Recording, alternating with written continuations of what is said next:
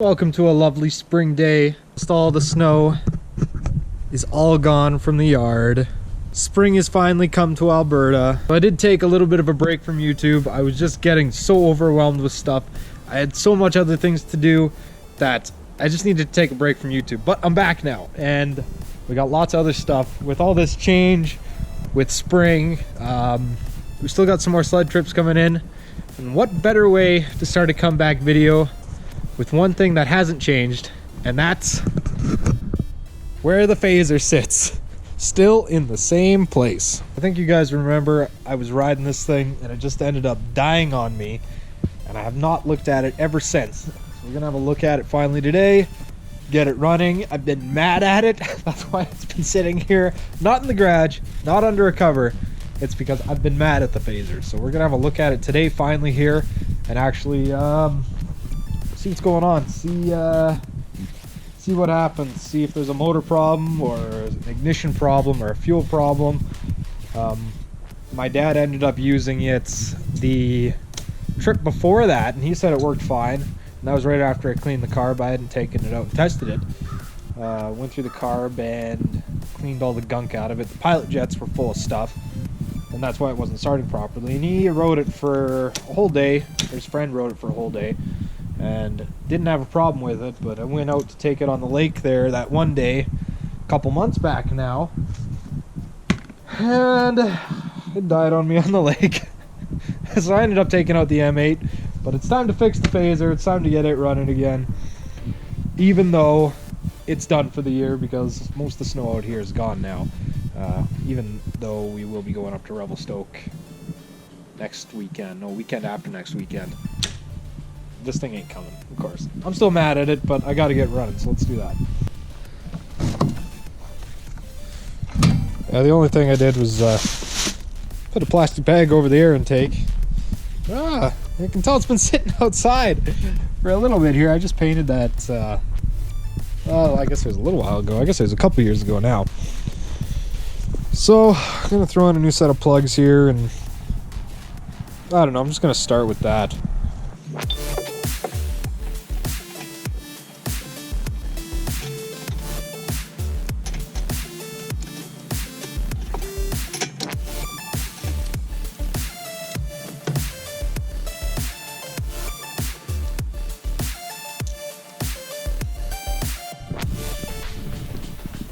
So, here's the plugs from the old girl.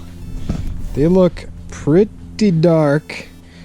Like, usually I would go through a proper process of diagnosing this thing, but instead of doing that, I'm just gonna change the spark plugs and hope for the best, because I don't really feel like diagnosing it. I got spark plugs here. I'm just gonna try that first.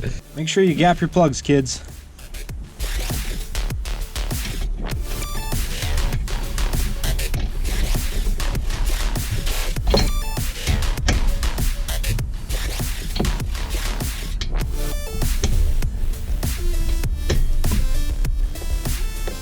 Before we go and try to start this, we're just gonna have a quick look at our old plugs here. They are dark. I could be fouled. I didn't check the spark because I'm just hoping the new plugs are just gonna fix it. But I think more of the problem was, like, you guys remember that the caps were falling off, and you can tell that this lead here, nice and bent. So I would say that spark plugs definitely were a problem. Actually, I'm going to check the spark plug caps before I try to start it, because I bet you I was having problems with them falling off too, so I bet that's going to be part of the problem. This one actually is, I can move this one with my hand, so there could have been also some arcing going on in there with these plugs. So I'm going to check those spark plug caps real quick here and make sure that there's nothing else going on in there. So these actually, they click down nicely. That's how they should. That's how they should fit. This one might be a little loose, but it's not going to rattle off. Let's take a look at our other spark plug caps, or the covers, caps, whatever you want to call them. These little things on the end, the one that's bent here. Let's just see how well. Try to do this with one hand. It pops into that cap. So that actually does sit in it. Not too bad. One of these I remember was a problem. I'm trying to remember. Trying to remember exactly which one it was. Oh, it was this one for sure. You can see that cap's actually a little fudged up. So that's not going to help the ignition. It was kind of running like it was when I was just taking around the parking lot before it died on me on the lake. It was running like the ignition system was not firing properly. But these ones actually click down. So I'm going to go out on a limb here and say that the problem was the spark plugs without doing a proper diagnosis. Let's have a look here. Let's see if now that riding season's over, let's see if the old girl starts or not. All right. Give her some choke.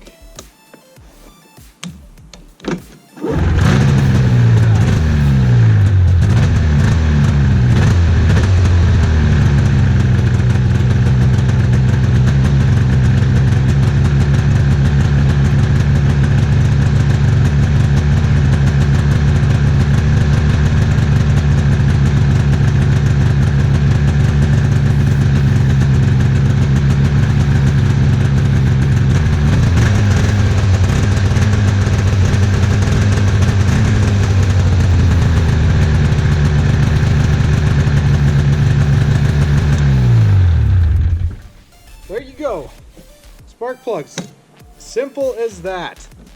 Even though it was running on me and just died, usually spark plugs will go when you go to try to restart it, but not this time, not today. Usually I would carry spare spark plugs, but I wasn't that time. That is not good good habit. We got, oh boy, got my old track stand back here. Pull her out of the ice.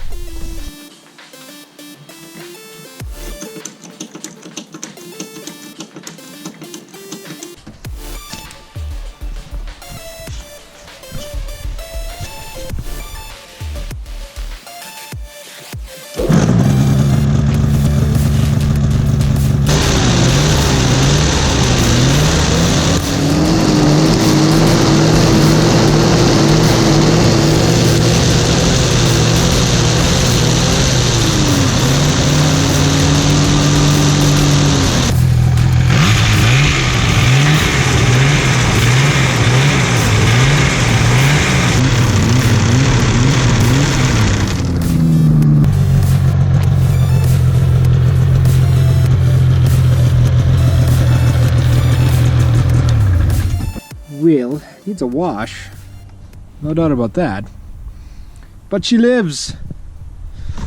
She's alive again. Until next time.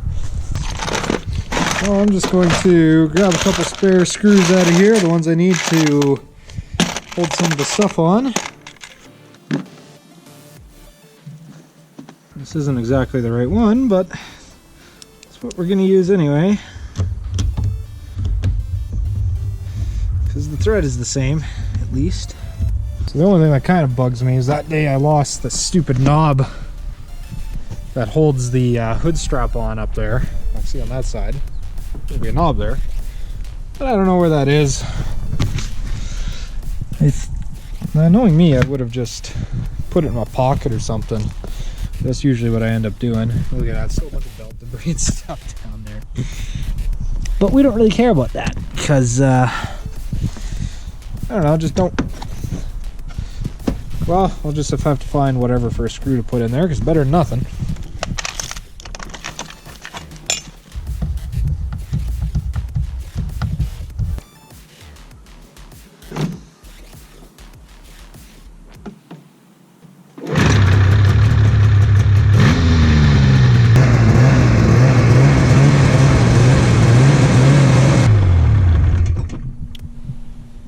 Now the question is, do I just go put it away for the summer, or do I clean it up and put a for sale sign on it? I think we're just gonna stick it in the back for now. We'll decide what to do with it a little later on.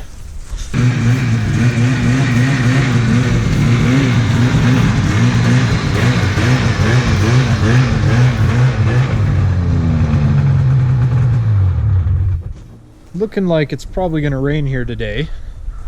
I do have a couple other videos that I filmed while I was taking my couple weeks off there from YouTube. I haven't put them through the editor yet. I have had the bike out already for the first ride, and man, that thing rips. It is a torque monster. So you'll see probably a couple videos in the next few days here that were filmed a week or two back, and so there's going to be kind of a couple things that have been out of order, but for the most part I'm going to be back into her here. We are in Revelstoke in a couple weeks. That'll be last trip of the year. Shawnee's still dialing in his turbo, so turbo life. His arm's feeling a lot better now. I think it's still bugging him a little bit. He's still just doing paperwork. He's not back to work. Not back to work quite full swing yet. Nigel's back's better too. Ben's back's...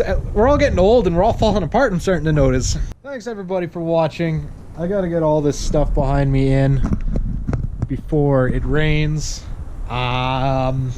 Still truck shopping. Every time I find a truck I like, it just gets snatched right out from under me.